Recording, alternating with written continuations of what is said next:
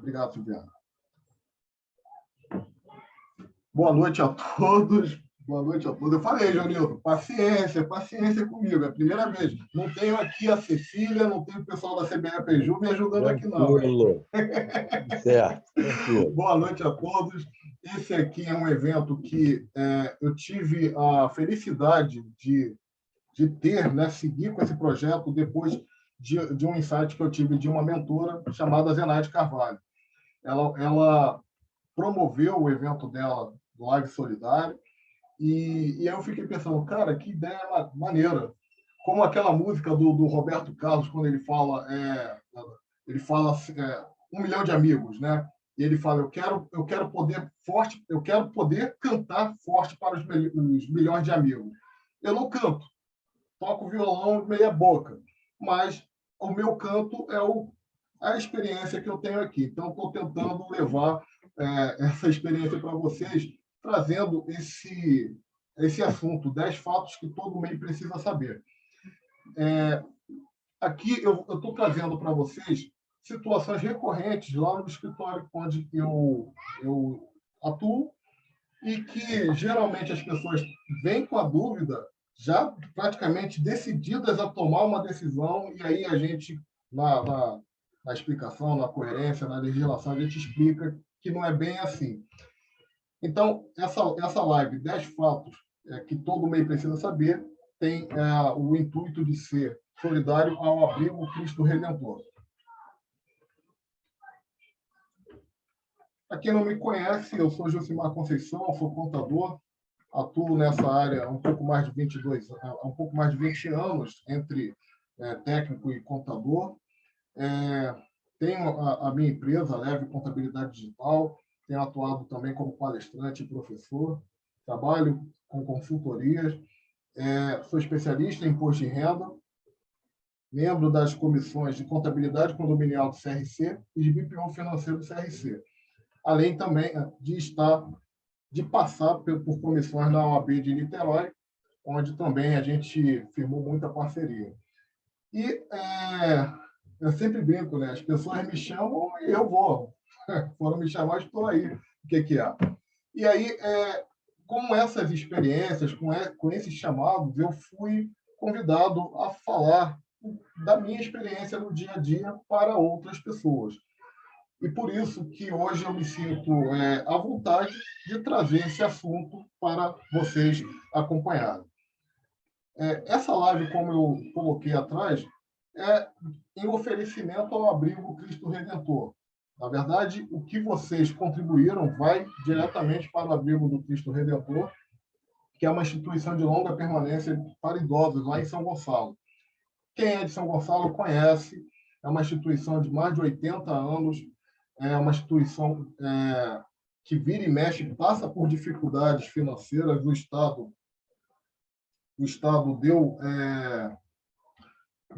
deu para trás em relação à contribuição, então vive mais de caridade. E aí, vira e mexe, eu estou lá na minha rede chamando a galera para participar. E aí, esse insight que eu tive da professora Zenaide Carvalho me deu essa oportunidade de trazer esse assunto e ajudar o abrigo Cristo Redentor, que fica na rua Dr. Nilo Peçanha,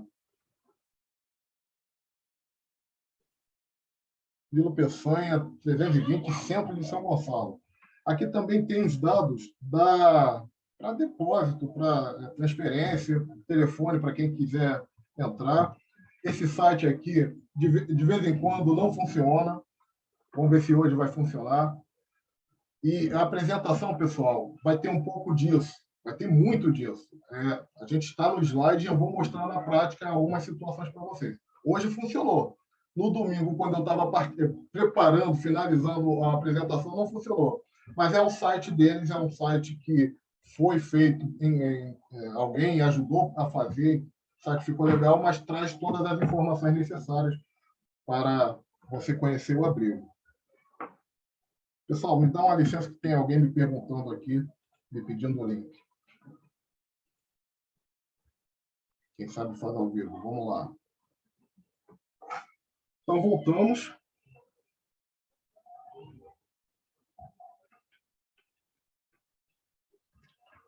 O abrigo, como eu disse, fica em São Gonçalo. Eu trouxe algumas fotos aqui. Eles estão sempre fazendo campanhas também de arrecadação. E são vários trabalhos importantes lá, psicologia, dança. E eu conheci o abrigo justamente em um dos eventos que eles promoveram. Na verdade, a minha igreja, na época, promoveu. Eu sou católico, fazia parte de uma banda. E que, né, Grupo Jovem foi lá minha banda para alegrar os velhinhos naquela tarde. E o curioso é que tinha um idoso lá que era tricolor, assim como eu, e ele me tomou como neto. Ele, para onde que eu ia, ele vinha comigo, ele me pedia para cantar algumas músicas. Então, assim, eu tive uma relação muito boa com ele naquele momento. E essa apresentação que eu estou fazendo com vocês, pessoal, traz hoje a característica que eu tenho falado muito para as pessoas que me acompanham, principalmente aquelas que me conhecem desde cedo. Naquela época, eu não retornei ao abrigo Cristo Redentor porque eu era muito tímido. Eu tinha muita vergonha. Veja, eu fui para o abrigo, fiz uma amizade. Eu lembro que aquele idoso me deu um chaveirinho do Fluminense, que eu, até pouco tempo eu usava ele. E, assim, mas eu tive vergonha de voltar. Hoje, quem me conhece fala assim, cara, não acredito que você era tímido. E não, a gente está aqui justamente mostrando que dá para virar a chave. E o abrigo do Cristo Redentor traz também essa lembrança, né? Na época que eu era muito tímido e que hoje eu não sou tão assim. Mas falamos demais, né? Vamos começar essa brincadeira. Eu trouxe aqui 10 perguntas que a gente vai respondendo ao longo da apresentação. E vou começar com a mais tranquila, né? Se o microempreendedor é uma opção para todas as opções. E aí vou descrevendo as perguntas ao longo da apresentação. É uma opção para todas as obrigações? Essa é uma pergunta óbvia, né? Mas, assim, pessoal, vocês não têm noção de quantos advogados, quantos corretores, quantos psicólogos chegam me perguntando se podem ser MEI. Eu até fiz uma live na semana passada com uma colega contadora e ela acredita que outras profissões teriam direito de entrar no MEI, pelo princípio da isonomia, diz que todo mundo é igual. Mas, nas regras atuais, não. O microempreendedor individual nasceu para ajudar aquelas pessoas que não tinham condições de contribuir para o INSS. Entra ali o Estado, o ICMS, entra o ISS com a prefeitura, mas o grosso do MEI ali, da taxa do MEI, é o INSS. As pessoas tinham que escolher, trazendo os números de hoje, né, o salário mínimo 1.100, as pessoas tinham que escolher entre pagar 20% do salário mínimo, R$ 220, ou comer. Então, tirar de R$ 1.000, R$ 220, praticamente é impossível. Então, o governo trouxe esse benefício de pagar 5% de contribuição, a título de contribuição do INSS, para as profissões mais carentes, vamos dizer assim, aquelas que são mais braçais, como costureiro, padeiro, pedreiro. Oi, Silviane, quer falar? O slide não está passando, não. Não? Não, tá. Os 10 fatos que todo MEI precisa saber, congelado. Tá.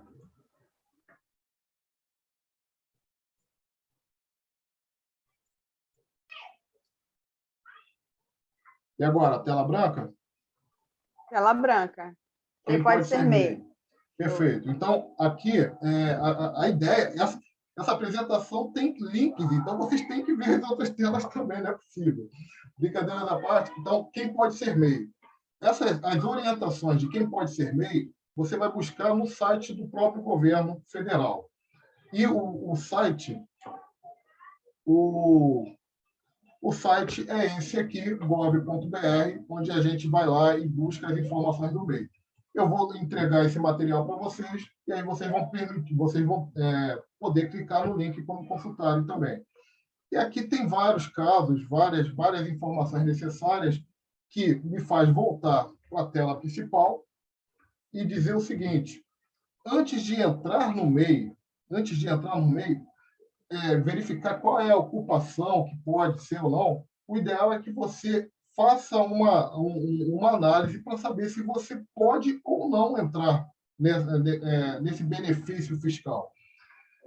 Por exemplo, além das ocupações que a gente vai falar, você tem que ter ciência que o seu negócio só pode contratar um funcionário que receba um salário mínimo ou piso da categoria. Tá? Você não pode ser sócio administrador de outra empresa também. Você não pode participar do quadro societário em outra empresa. Sua empresa não pode abrir filial. Seu faturamento é limitado a 81 mil no ano, tá? E considerando o que foi aberto no meio do ano, né, fevereiro, por exemplo, vai ser levado em consideração o faturamento proporcional de 6.750, tá? Então, o faturamento anual, 81 mil, e se for durante o ano, você vai pegar 6.750 e multiplicar pela quantidade de meses abertos. Então, essas são as características que fazem você ser enquadrado no MEI.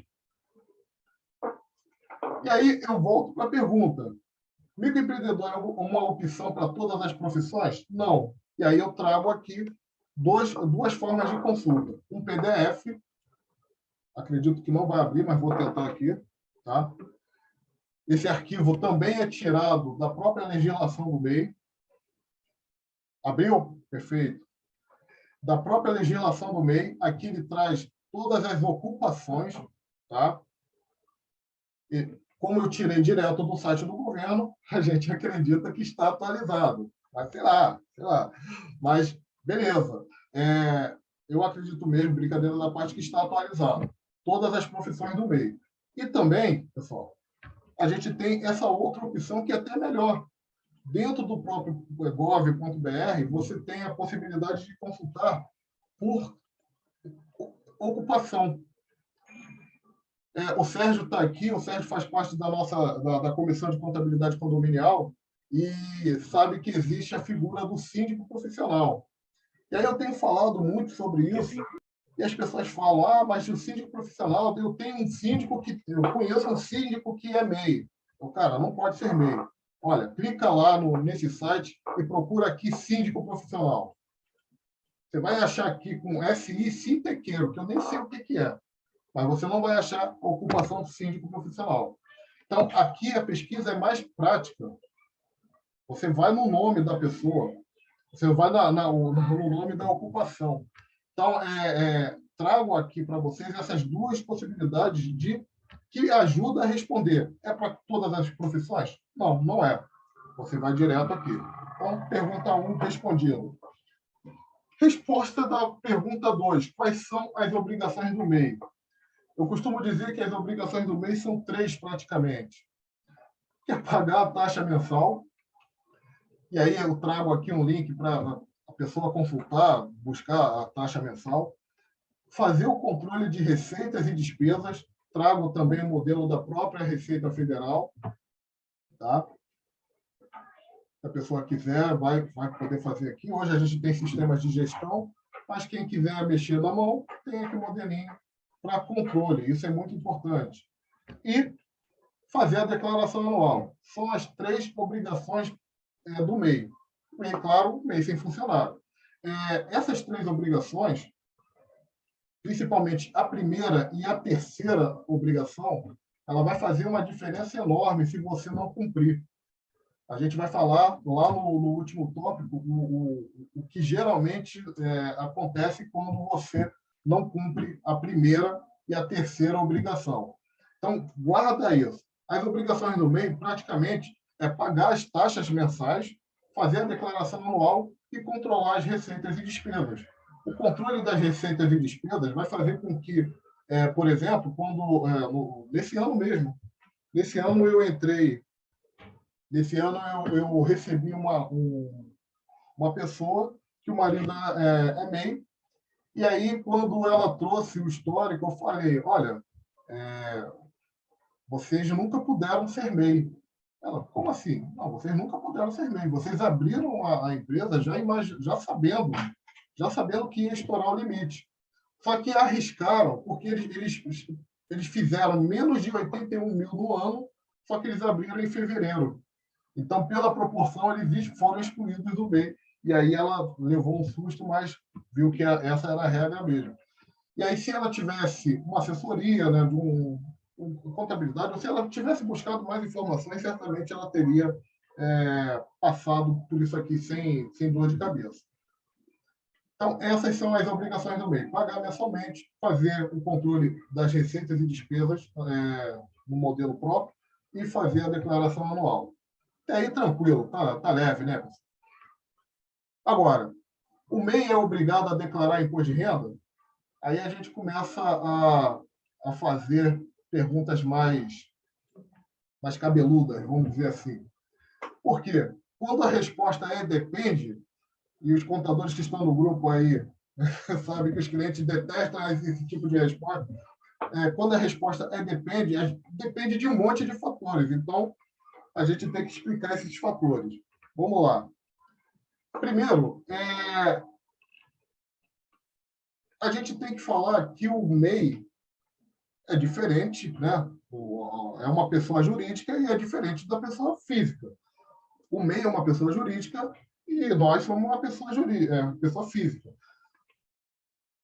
Trago até o desenho para fazer essa diferença. O MEI, CNPJ, nós, pessoas naturais, CPF. O MEI, ele tem, na verdade, a obrigação de fazer a declaração anual, que é uma das obrigações que eu coloquei lá atrás. Vai fazer o controle de receitas e despesas, chegou lá, viu que teve 60 mil de faturamento no ano, vai fazer na declaração anual, que começa lá em janeiro e vai até maio, vai declarar lá que recebeu 60 mil por mês, no ano. Ok? Então, o MEI faz a declaração anual, que oficialmente é chamado de DASN, DASN-MEI. Essa é a obrigação. Declara, então, o faturamento. Já a declaração de imposto de renda, que oficialmente é chamado de declaração de ajuste anual, ela leva em consideração outros fatores, inclusive o que foi recebido pelo MEI. Imaginando o seguinte, o MEI é uma pessoa jurídica. Todos os rendimentos que você recebeu pelo MEI é do MEI. É dessa pessoa, ok? Da pessoa jurídica. Se o MEI repassa o valor para o seu CPF, é um tipo de rendimento. Aí a gente pode classificar como rendimento isento ou tributável, mas são rendimentos diferentes. O que você recebe, se você é MEI, tem um rendimento, o ideal é que você entenda que o rendimento é do MEI. Por que eu estou falando isso? Porque os requisitos para a pessoa fazer a declaração de ajuste anual, estou puxando aqui o ano de 2021, mas que não muda há muito tempo, rendimentos tributáveis, R$ 28.559,70 no ano. Se o MEI pagou para a pessoa física rendimentos tributáveis acima de R$ 28.559,70 ou mais, é obrigado a fazer a declaração do ajuste anual. Se teve rendimentos isentos acima de 40 mil, também é obrigado a fazer a declaração. Aí até trouxe aqui os outros fatores que fazem com que uma pessoa natural faça a declaração de imposto de renda, mas o mais importante são esses dois. Por quê? O MEI, vamos dizer, nesse exemplo de 60 mil, dos 60 mil, 20 mil pode ser rendimentos tributáveis. Aí sim, ele não é obrigado, mas 40 mil é. Então, o tipo de rendimento que ele vai receber do MEI vai ser classificado e a pessoa pode ser obrigada, sim, a fazer a declaração de imposto de renda. Mas focando, não é o fato da pessoa ser MEI que vai fazer com que ela seja obrigada a fazer a declaração de imposto de renda, e sim o histórico dos rendimentos que esse MEI recebeu. Perfeito, pessoal? Então, reforçando, a declaração do MEI é diferente da declaração do imposto de renda. Outra pergunta também que o pessoal faz muito, cara, a gente está vivendo uma vida, uma época de notícias, né? E aí tem aquelas que são fake news, essas coisas, mas o que está bombando muito é a notícia de Facebook. Saiu lá uma notícia, vai para o Facebook e todo mundo começa a compartilhar e parece que aquilo vira verdade. Uma das perguntas que eu mais ouço, principalmente depois de agosto para cá, é se o aumento do limite do MEI, que a gente falou que é 81 mil, aumentou para 130, se já está em vigor. E a resposta é simples: não, não está. O que existe é um projeto de lei complementar, de número 108, né? Trouxe aqui até o texto para quem quiser consultar, depois ver, que permite o aumento do limite, para 130 ou proporcional 10.833,33. E também permite a contratação de até 2 empregados. É um projeto de lei, pessoal. O projeto de lei ainda não virou lei. Então, eu trago aqui o status dessa lei. Na verdade, o trâmite de um projeto de lei, né? Começa lá na casa iniciadora, que no caso foi o Senado. O Senado foi lá e aprovou o texto, mandou para o Congresso, mandou para a Câmara dos Vereadores. Lá também foi aprovado. E aí isso está sendo noticiado. Só que oficialmente ainda está em tramitação. O órgão público vai ficar lá, eles vão discutir, é capaz do novo presidente chegar, isso está em tramitação ainda, para depois ir para a sanção ou não presidencial. Então, para ficar claro, esse tal de 130 mil, o limite de 130 mil, não aconteceu ainda.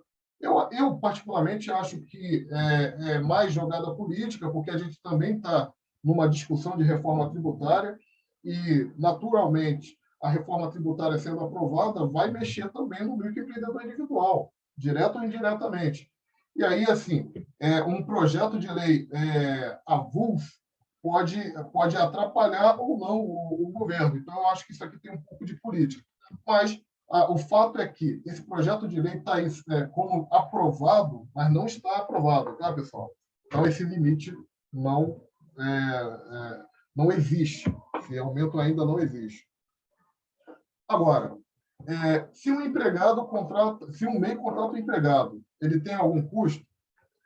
Tem muita gente que acredita que não. O empregado de um MEI, ele é um empregado como outro qualquer. Então, tem todos os custos. Né? Tem todos os custos. Férias, 13º, vale transporte, entre outros encargos trabalhistas.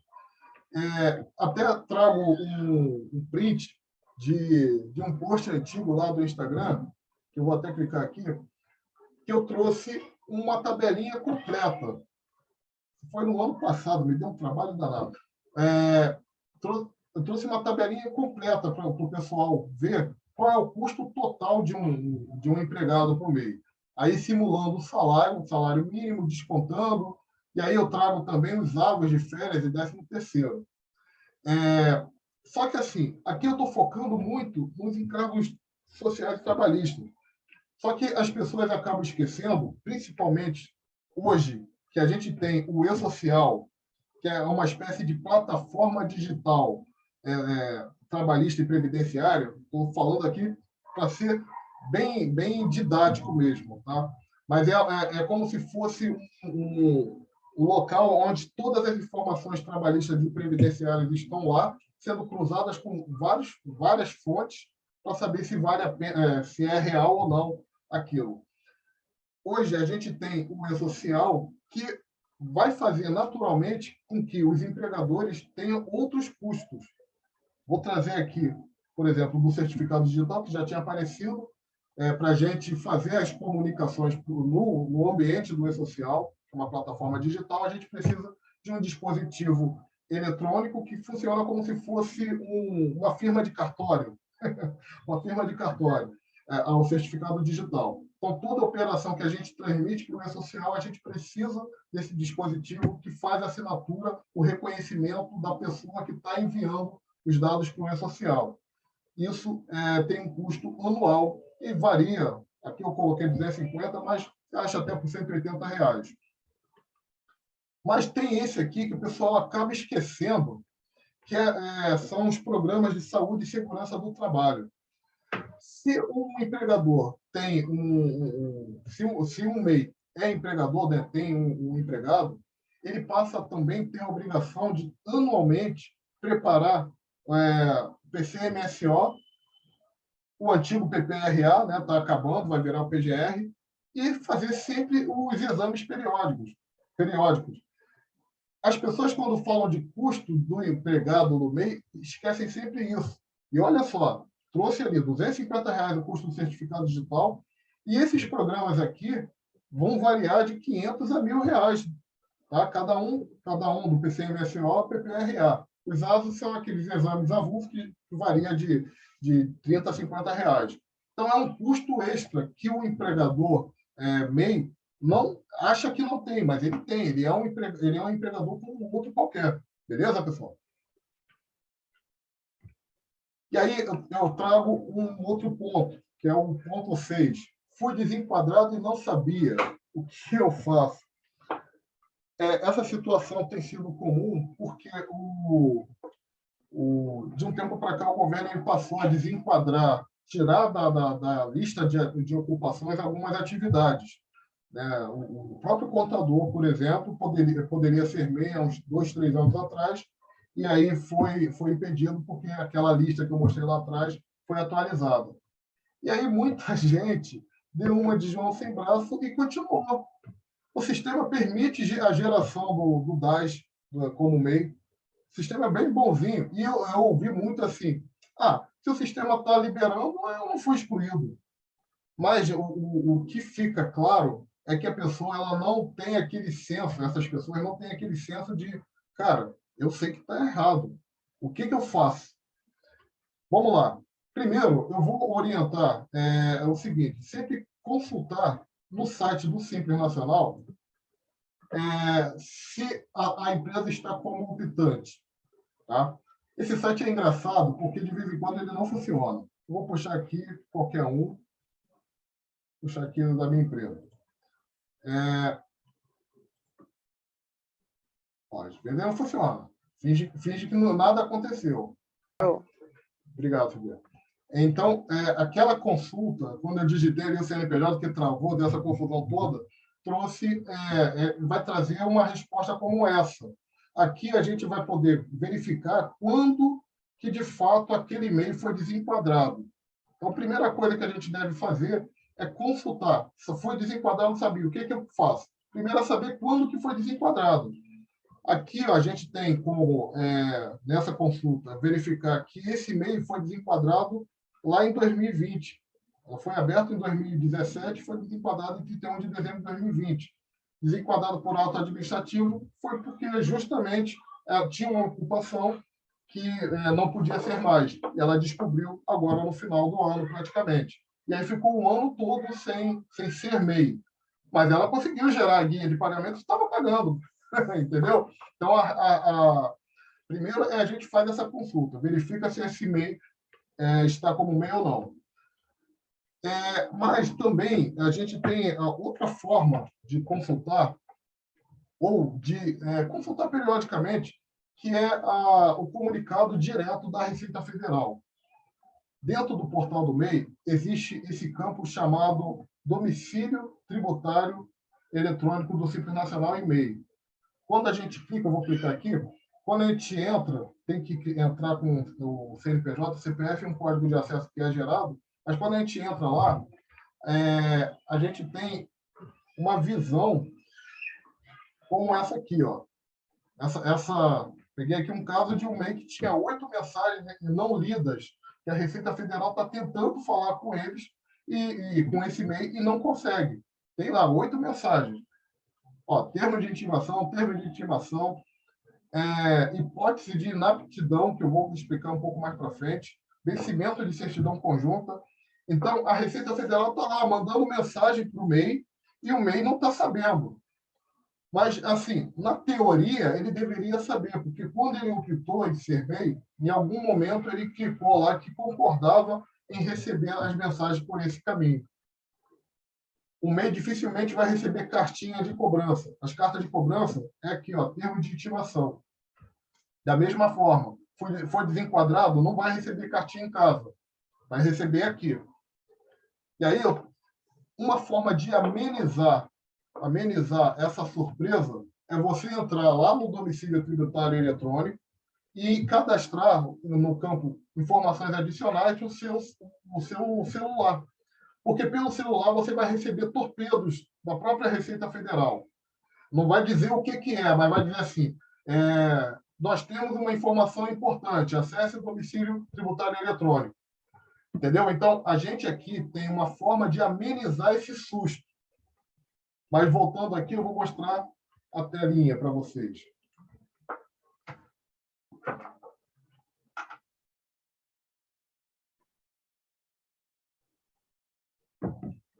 Essa telinha aqui do Simples Nacional, onde a gente tem aqui informações das empresas do Simples e informações das empresas que é MEI. E aí a gente tem várias outras opções, opção em colocar débito automático. Eu sempre falo muito, se você sabe que a obrigação do MEI é pagar mensalmente, coloque os R$60 no débito automático, para evitar dor de cabeça. Sabe que vai pagar. Quando deixa para pagar, sempre esquece e não paga. Então, bota no débito automático para evitar a história. Tem a opção, parcelamento, pedido de restituição, o desenquadramento, né, se o MEI estourou o faturamento, então ele pode solicitar de forma espontânea. E aqui as comunicações que eu estava falando. Eu não vou acessar para evitar de passar informações sigilosas, mas esse é o campo que eu estava falando. Com código de acesso, você entra da forma como eu expliquei aqui. Ok? E aí, beleza. Tá, tudo bem. O que eu faço? O seu MEI foi desenquadrado, você descobriu quando que ele foi desenquadrado, você tem que tratar esse MEI como se fosse uma empresa do Simples Nacional. Porque, veja só, olha a informação que aparece aqui. Essa empresa foi aberta em março de 2017 e foi desenquadrada em dezembro de 2020. A mensagem aqui, situação atual, diz que a empresa é do Simples Nacional, optante desde março de 2017. É uma informação que não é verdade, tá? Não é uma informação verdadeira, porque essa empresa foi sim foi MEI desde o início. Só que o mais importante que eu quero trazer aqui para vocês é que a própria Receita Federal está tratando a sua empresa como empresa do Simples Nacional. Sendo uma empresa do Simples Nacional, ela vai precisar de um contador, porque tem obrigações acessórias mensais a entregar, informações para a Caixa Econômica, para a Receita Federal, para a Previdência Social, para o Estado.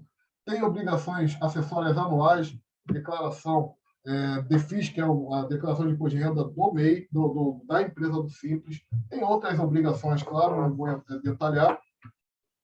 E tem, claro, que cadastrar, atualizar os cadastros na Receita Federal, no INSS, no Estado, Prefeitura, vários outros órgãos, para você evitar dor de cabeça. E dor de cabeça que eu digo aqui são multas. Tá?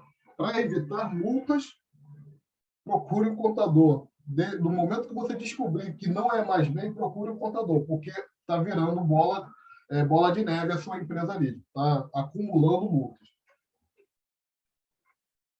Seguindo para a pergunta 7, pessoal.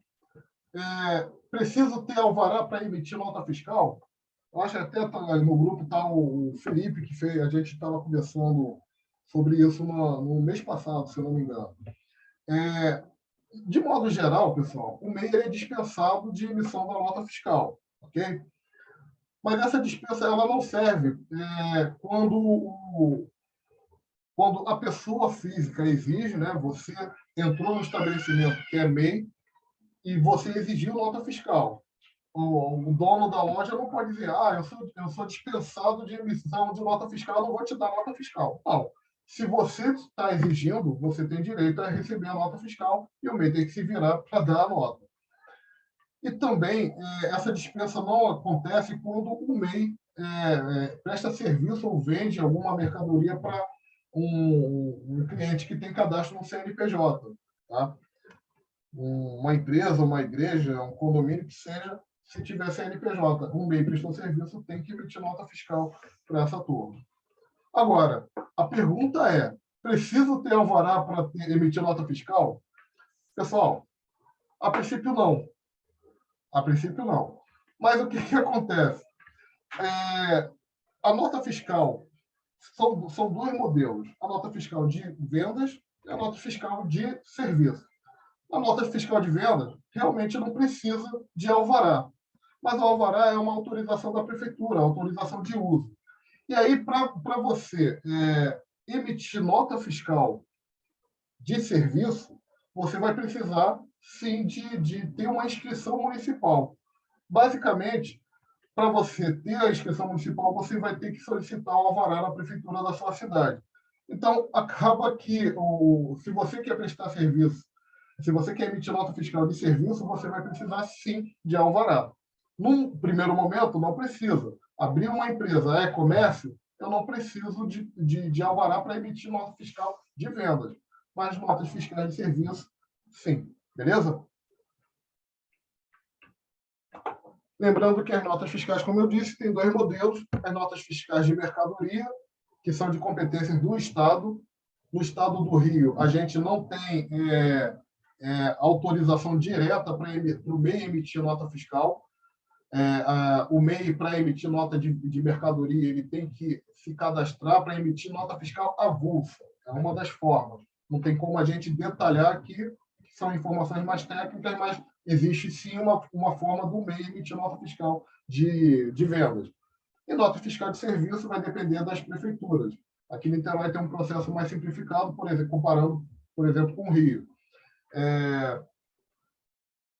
E a gente segue para pergunta 8, pessoal. Na pergunta 8, se o MEI, quem contrata o MEI, tem algum custo adicional? Aí eu vou dizer, depende. Depende por quê? Eu trago essa tela aqui, que é uma informação que geralmente eu dou nos meus cursos para condomínios. Porque parece que o legislador ele criou essa parte aqui da lei para os condomínios. Por que depende? Eu, empresa, estou contratando um MEI, vou ter um custo a mais do que eu combinei com essa pessoa?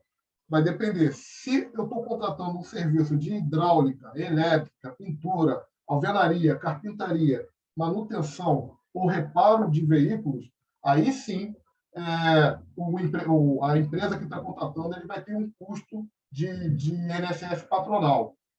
Por exemplo, uma empresa, um condomínio, contratou um pintor por R$1.000. Além desses R$1.000, o condomínio, essa empresa, vai pagar mais 20% de INSS, que é uma obrigação legal para quem contrata pessoas físicas. Porque, nesse caso, a legislação trata essas pessoas como pessoas físicas, não trata como pessoas jurídicas. Okay? Então, quem contrata MEI, nesses casos, hidráulica, elétrica, pintura, alvenaria, carpintaria, manutenção ou reparo de veículos, tem a exigência de pagar a parte patronal. Claro, quem contrata tem que ser, não pode estar no Simples Nacional, mas são informações mais técnicas que, se a gente entrar, vai levar muito tempo a explicação. O fato é que quem é do Simples Nacional não tem esses 20%, mas quem não vai pagar esses 20% sim. Aí a gente conclui dizendo que sim, tem um custo maior. A nona pergunta, pessoal, se posso abrir um MEI para contratar um plano de saúde, só para contratar um plano de saúde. Essa pergunta é clássica. Posso abrir um MEI só para contratar um plano de saúde? E aí, assim, eu falo, não existe nenhum impedimento. Não existe nenhum impedimento para isso. Mas eu sempre falo para a pessoa, cara, você é um empreendedor. Você é uma pessoa que abriu um negócio para visar lucro. A ideia é do MEI. Mas aí você não tem faturamento, só plano de saúde. Isso não é estranho? Você tem uma empresa, não tem faturamento e tem plano de saúde. Estranho. A pessoa já começa a pensar duas vezes. Outro ponto também que é importante colocar. Se essa pessoa tem plano de saúde, se essa pessoa faz a declaração de imposto de renda e lança lá a despesa médica para abater o cálculo do imposto, tem que ficar ligada que essa despesa do plano de saúde no MEI não é despesa dedutível. Porque, lembra, o MEI é uma pessoa jurídica. Você é uma pessoa natural, é uma pessoa física. Então, quem contratou foi a pessoa jurídica, não foi a pessoa física. Então, não é uma despesa dedutível. E aí, um outro ponto que os corretores não gostam quando eu falo com as pessoas, que é o que geralmente faz com que as pessoas não contratam o plano, como PJ. Veja bem, e eu falo até me dá vontade de rir. Quando a gente faz um contrato pessoa física com plano de saúde, a gente tem a agência reguladora que nos protege. Essa é a vontade de rir, né? A agência reguladora nos protege, mas protege no sentido de, olha, não pode ter mais de um reajuste no ano. Se tiver, tem que ser bem claro. Nesse sentido, tá? Agora, quando é um plano de saúde, né, o MEI contratou, foi lá na Unimed, contratou, são duas pessoas jurídicas negociando. E, geralmente, o plano de saúde dá um preço mais baixo, porque sabe que lá na frente ele pode jogar praticamente qualquer porcentagem de aumento. Geralmente, os aumentos nos planos de saúde empresariais são maiores do que os planos de saúde de pessoas naturais. E as pessoas, né, quando está contratando, ele faz a comparação lá com um plano de saúde pessoa física, e aí com um plano de saúde pessoa jurídica, o preço é bem mais barato. E tem até a figura hoje do plano por adesão, né? É um plano que uma outra pessoa jurídica já contratou e aí outras pessoas vão aderindo a esse plano. Mas quando aumentar, se aumentar 40%, vai ter que, lembrei da de Júnior, vai ter que rebolar, porque eles vão seguir com os 40%. Eu tenho uma amiga que está brigando até hoje, o pai dela estava com, né, faleceu, tinha câncer, e aumentou, e eles aumentaram no ano 30%. No início do ano, 30% e no final do ano, mais 10%. Teve 2 aumentos, porque o plano era empresarial. Também tinha um cliente, cooperativa, que o plano era muito bom quando tinha uma quantidade de vidas, e aí começaram a colocar muitos agregados, a Unimed aumentou 40% de uma vez só. Então, assim, quem é que protege? Praticamente ninguém. Por isso que eu falo rindo, mas mais ou menos é isso. A gente tem a ANAEL, né, a agência reguladora, protegendo o plano de saúde quando é pessoa física. Então, é importante ficar ligado nisso aqui. Não há nenhum impedimento, mas reflita. O outro ponto. Consultei meu CNPJ e está mostrando que está inapto. O que eu faço? Lembrando que a inscrição no Cadastro Nacional de Pessoa Jurídica pode ser declarada inapta, né? Quem deixar de declarar por 2 exercícios as declarações anuais. Eu trouxe aqui o MEI, que faz o DASN anual. E até trouxe aqui o próprio exemplo da Receita Federal, que consultando aqui você vai acessar lá. E aí ele chama a atenção. Ó, quando é MEI, se você deixar de declarar o DASN por 2 anos, você vai ficar com o CNPJ inapto. O CNPJ inapto é como se fosse suspenso. Você não consegue movimentar a conta bancária, você não consegue contratar, fazer nenhum tipo de contratação, e aí você tem que regularizar. E aí o que tem que ser feito? Primeiro, você pode identificar dentro da Receita Federal, num relatório chamado Situação Fiscal, quais são as pendências, mas nessa consulta você precisa ter o código de acesso, mas você pode fazer também uma consulta pública, nesse link aqui. Nesse link, você vai ter o acesso direto à informação, desde que você digite aqui os dados do contribuinte, e ele vai trazer aqui, conforme na simulação, a informação sobre esse CNPJ consultado. Ele traz aqui um ato declaratório executivo, trazendo a informação como essa aqui. Olha, foi declarado inapto porque deixou de declarar 2017, 2018 e 2019. Esse aqui é curioso que a gente viu lá em março de 2021. Essa pessoa ela não faria 2021. Então, 2021 também entraria aqui, 2020, melhor dizendo. Então, para você consultar se o CNPJ está inapto, faça essa consulta. Nesse link aqui, Nesse link você consegue a consulta direta, ok? Não precisa entrar no site da Receita Federal com código de acesso. Agora, se o CNPJ está inapto, é identificar quais são os anos que não foram entregues e enviar. Agora, quando envia, você tem que ficar ciente que, no momento que envia, o MEI está confessando dívida. Vamos lá. Eu sempre falo, abriu o CNPJ, já está devendo para a Receita Federal, já está devendo o ano. Mas a Receita Federal dá uma colher de chá para você. Se você não faz a declaração anual, ele não cobra ainda.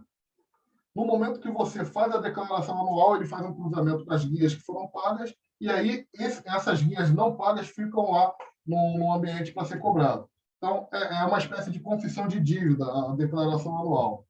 E aí também vai gerar a multa por atraso, a multa por falta de entrega fora do prazo.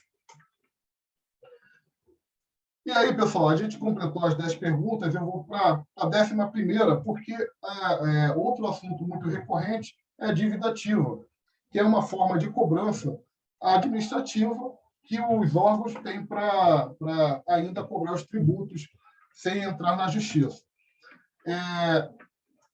Cada órgão possui a sua dívida ativa. Receita Federal, Secretarias de Fazenda estaduais e municipais. Eu trago aqui, por exemplo, a informação que o MEI, a Receita Federal cobrou durante o ano, ficou comunicando, na verdade, que ia implantar a cobrança via dívida ativa, que até então era novidade para o MEI. O MEI sempre foi caloteiro, né? Aquele mal pagador nunca se preocupou em pagar. Com a dívida ativa, os valores são jogados para um outro ambiente onde a cobrança é mais incisiva. E aí eu trago até um exemplo que, além da cobrança incisiva, os valores aumentam consideravelmente. Veja só, em 1º de setembro, eu tinha um MEI aqui que devia R$ 7.141,78. 1º de setembro. 1º de dezembro, esse MEI deve R$ 6.905,31. Parece que baixou? Baixou não, pessoal. Baixou não. Por quê? A Receita Federal ela só cobra a dívida ativa do INSS, que é a esfera dela. O que é fazenda estadual, o que é fazenda municipal, prefeituras e estados, ICMS e ISS, vai ser cobrado por eles. Então, aqui, pessoal, que era a dívida total 7.141, virou 6.905, excluindo o que é ISS, excluindo o que é ICMS. Ou seja, praticamente ficou o valor, porque teve, no valor original, ainda a multa, o encargo legal de mais 20%, que é cobrado dentro da dívida ativa. Então, a dívida, eu gosto de dizer o seguinte, que na guia do MEI, eu gosto de reforçar que na guia do MEI eu pago o INSS, o ICMS e o ISS. A Receita Federal só está cobrando aqui nos 6.905 o INSS. Então, eu fico aqui reforço aqui para vocês que o ISS e o ICMS vai ser cobrado no futuro, pode ser cobrado ou não, lá na frente. Acredito que vai, acredito que eles até utilizem a forma de cobrança da Receita Federal, mas cada um tem uma forma de cobrança. Mas o que eu gosto de chamar a atenção é essa dívida está sendo cobrada. Essa dívida de 6.905, se o MEI não fizer nada, vai ser lançada em cartório. Eu gosto de dizer que cartório é pior do que justiça, porque no cartório prende seu CPF e você não faz mais nada, né? Como se fosse SPC encerado. E aí você, pessoa física, não faz mais nada. Um débito do seu CNPJ vai para a sua pessoa física e você não consegue fazer mais nada. Então, eu queria deixar essa atenção aqui para vocês, chamar a atenção dessa situação e agradecer a paciência de vocês por terem participado desse evento. Apesar dos pesares, chegamos à conclusão e queria abrir aqui a possibilidade de vocês falarem, fazer algum tipo de pergunta.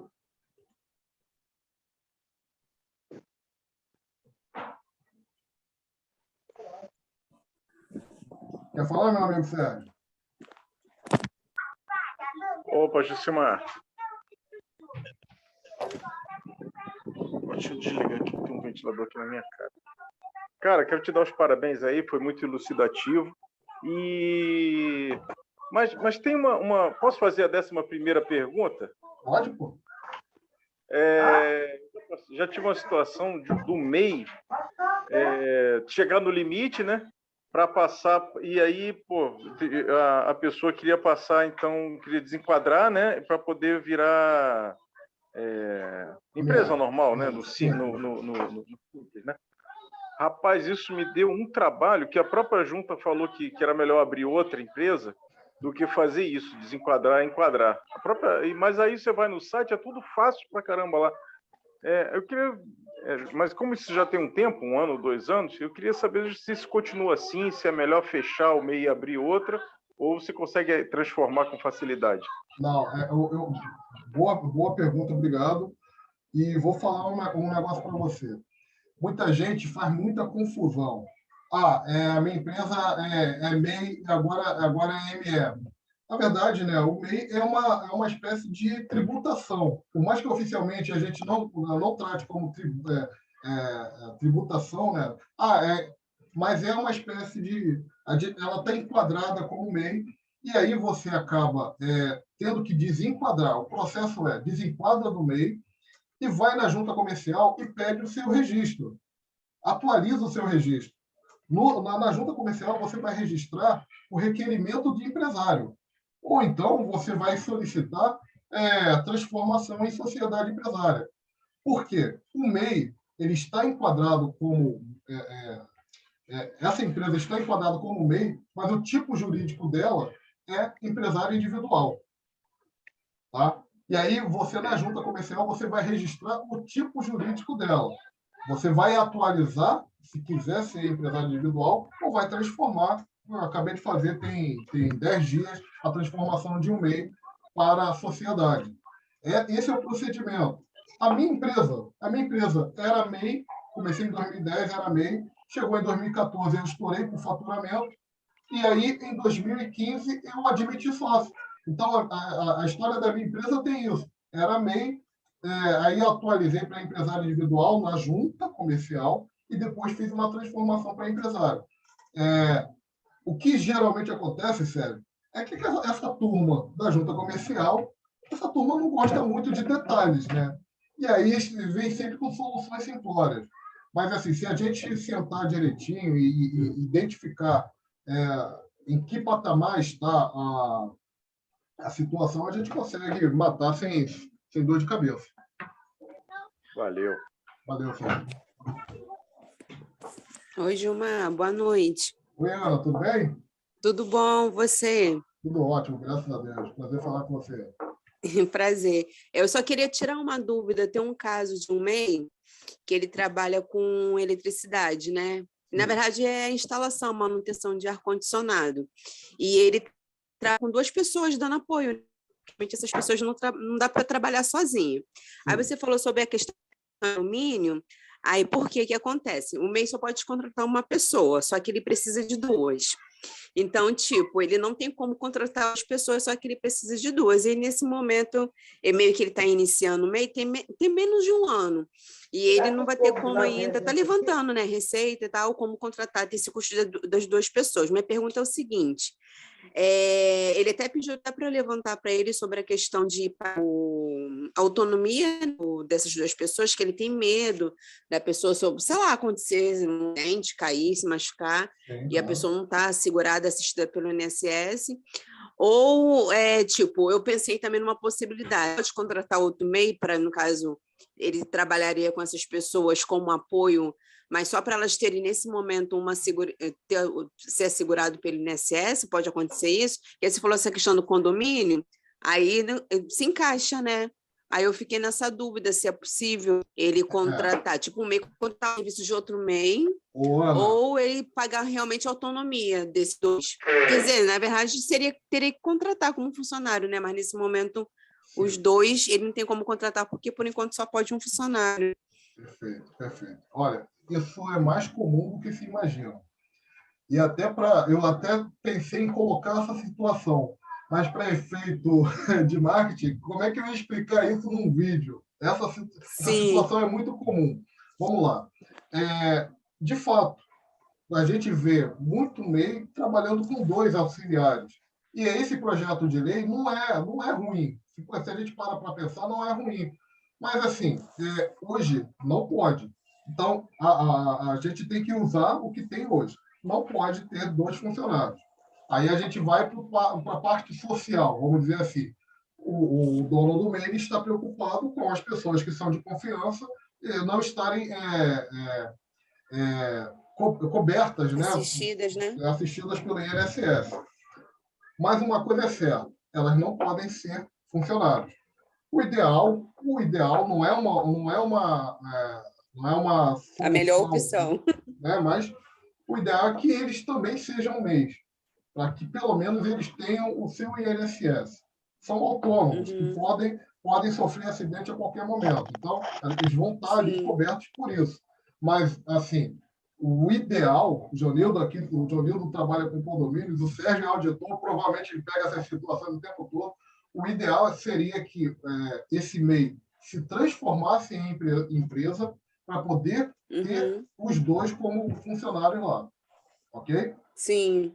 Ele está até esperando sobre essa questão até que você falou, né? Aprovação aí do faturamento, a contratação de 2 meses, que se aprovar em janeiro, beleza, né? Eu acredito que mas aí se não... né? Mas aí, se não aprovar, ele está muito preocupado com essa situação, porque, como esses 2 rapazes, é meio que para ele, aí a gente está pensando numa forma, né, dos meninos que uma assistência, né, do INSS, né, porque é autônomo, trabalha por conta própria, né? Se ficar doente, não tem dinheiro, né? Sim. Aí eu pensei nessa possibilidade, né? Se era viável, de repente, pelo menos os meninos tirarem um MEI por enquanto, até que, de repente, saia essa solução aí, né? Seja aprovado ou não, e ano que vem pensar em, de repente, ele sair do MEI e realmente essa ideia que você falou, para que ele possa contratar esses 2 funcionários. Eu entendo que ele tem essa preocupação, mas legalmente o ideal é que ele transforme a empresa, né? Só para reforçar, né? Transforme a empresa, o MEI dele desenquadre do MEI para ser simples, e aí sim ele possa contratar 2 pessoas. Aliás, quando a gente vai lá no campo do MEI, lá no ambiente do MEI, tem uma das opções lá, desenquadramento. Aí você vai clicar lá e vai dizer o motivo do desenquadramento. Aí tem lá, contratação de mais de um empregado, por exemplo. Então, assim, existe essa previsão, a gente sabe disso, tanto que o projeto de lei traz isso. Esse projeto de lei que permitia o aumento de a contratação de 2 pessoas, primeiro veio antes do projeto de aumento do limite. E aí eu sempre discutia com o pessoal, cara, não faz sentido eles permitirem a contratação de 2 funcionários e não aumentarem o limite. Porque se você parar para pensar, o faturamento mensal é 6.750, né? O teto, vamos dizer assim, 6.750. 2 funcionários vai bater praticamente o custo aí de pelo menos 5 mil com outros em casa. E aí, qual vai ser o lucro do MEI, além de outras despesas? Assim, não faz muito sentido, tem que aumentar. Mas, reforçando, tá, Ana? O ideal seria disso, mas enquanto isso, ele pode abrir um meio para eles. Sim, e deixa eu te perguntar outra coisa sobre a questão da avulsa que você falou. Tem algum limite? Porque, assim, no Rio não tem essa questão que não tem inscrição estadual, né? Aí, por isso, o MEI nota fiscal avulsa. Tem algum limite de emissão dentro do mês ou respeitando esse meio que a média mensal de faturamento, sem problema do MEI emitir nota fiscal avulsa? Porque eu já ouvi, eu não procurei a lei de verdade, mas assim, já me falaram que tem uma quantidade de nota, não pode ter, tipo assim, mais de itens, não pode ter tantas notas emitidas no MEI, tem alguma coisa do tipo, você se recorde de momento? Não faz muito sentido isso, tá? Até porque essa nota fiscal avulsa é tão avulsa, vamos dizer assim, por exemplo... É só um documento, na verdade. É só um documento para cobertar a mercadoria, mas eu vou dizer o seguinte para você. A Ana Lúcia foi lá e emitiu a nota fiscal avulsa, nota número 1. Aí depois foi o Gilcimar, nota número 2. Então, assim, eles não têm muito controle nisso, não. Não é uma nota assim. Pula, né?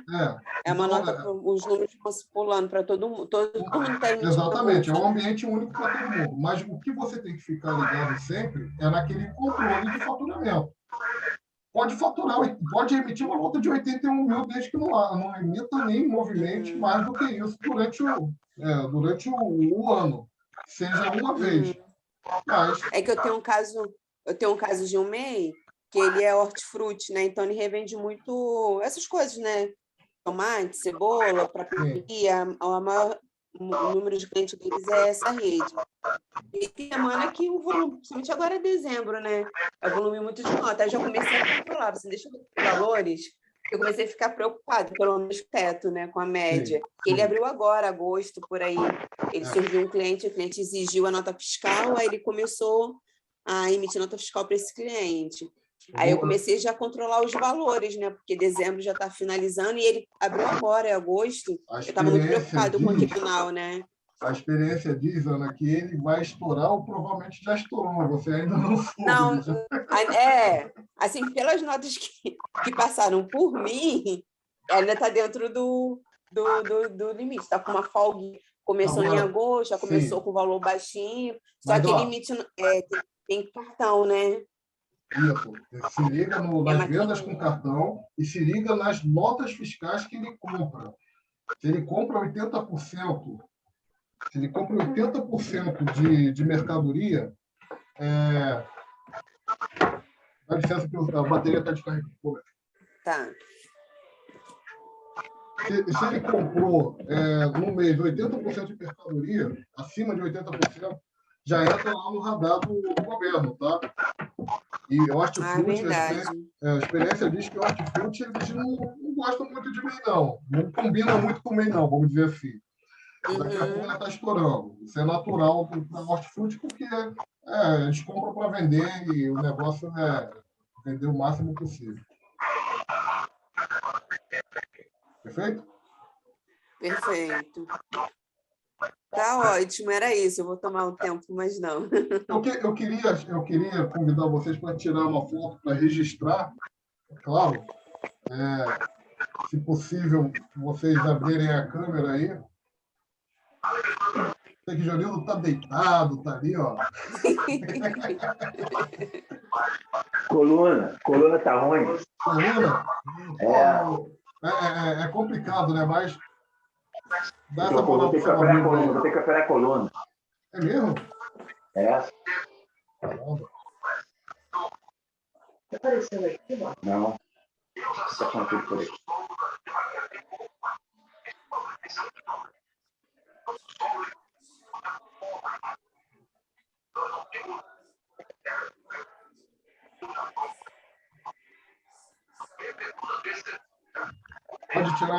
Pode olhar aqui para a câmera, o Jonildo? Sim. Tranquilo aqui. Grande Felipe aí, rapaz. Tô na área, pô. Tô aqui só ouvindo. Tá cortado. Tudo bem? Tudo bem, graças a Deus. Jonildo, tá cortado, tá mostrando seu pescoço, meu querido. Espera aí. Vem aí. Melhorou? Vira à esquerda. Vira para a esquerda. Para a sua esquerda.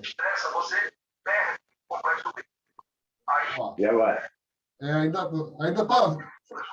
Assim, se fosse o pescoço feminino, eu ia falar, cara, é bonito, mas o pescoço masculino é meio estranho, né? E agora? Tá focando no seu pescoço. Tá focando no seu pescoço. Espera aí. Subiu? Ó, tá torto. Mas vamos assim mesmo. Eu acho que... Espera aí. Talvez se ele deslizar a página para o lado, ele consegue se ver. Aí ele vai conseguir centralizar melhor. Depois, se ele estiver pelo celular, consegue rolar a tela para o lado. Ah, tá vendo? Você já fez alguma coisinha que deu uma melhorada. Vê aí. Ainda tá, mas... Tenta virar para a sua esquerda. O seu rosto, Agora, você tá... não está enquadrado, não. O celular para Precisa ir um pouquinho para a esquerda. Né? Para O quê? rosto para a esquerda e o celular para a direita. É o celular para a direita. Ó, aí, ó. Ah, já pegou o nariz. Já pegou o nariz, já pegou o olho. Se afastar um pouquinho, pega o rosto todo. Boa. Olha, é mais uma experiência, Sérgio. Guia de foto. Aí, ó. Vou printar aqui. Valeu, gente.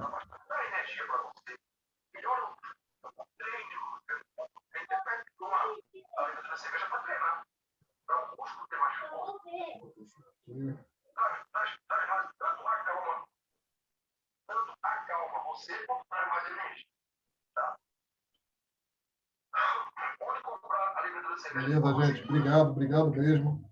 Obrigado por acreditarem nesse evento. Foram 30. Ainda entrou inscrição aqui, mas a última vez que eu vi foram 31 inscrições. Muito obrigado mesmo. Eu acho que esse assunto é relevante. Eu sei que teve pessoas que queriam participar, mas esse horário aqui também, né? A gente imagina que o horário 7 horas é bom, mas não é bom. Tem muita gente no trânsito ainda. E tem as coisas de final de ano, o povo está tudo na rua. Pois O é, shopping está lotado. Pois é, Ana, a menina que trabalha comigo, ela foi para o Rio com a mãe e está voltando agora. Está pedindo desculpa porque não conseguiu acessar. Mas é assim, as pessoas... É brasileiro, né? A gente gosta tudo para a última hora. E aí o pessoal está correndo aí para isso. Mas assim... Eu estava no shopping à tarde também, na hora que tu mandou o link, me salvou, porque foi na hora que eu entrei em casa, eu já entrei no link. Vou te falar, ainda teve o seguinte, as pessoas não receberam o link, só de olhando do que recebeu, então, cara, que doideira. Mas foi muito bom estar com vocês, muito obrigado mesmo. E a gente está aqui, são parceiros, são amigos. Foram 31 inscrições até a última vez que eu vi. E qualquer coisa vai ficar gravado aqui. E a gente agradece mais uma vez essa parceria de vocês. Valeu, Jusimar. Valeu, gente. Valeu, um abraço aí. Tchau, tchau. Boa Tchau, tchau. noite. Boa noite aí. Tchau, tchau.